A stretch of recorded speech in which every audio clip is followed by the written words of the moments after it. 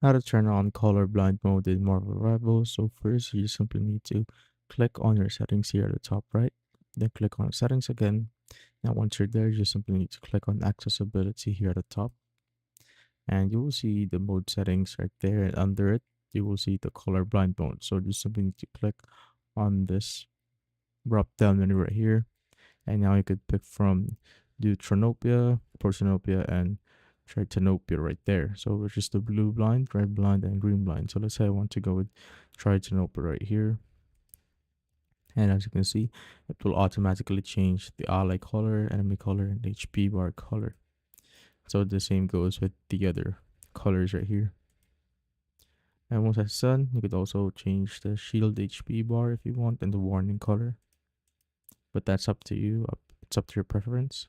Once it's done, you can now go back and start a match, and that's basically it.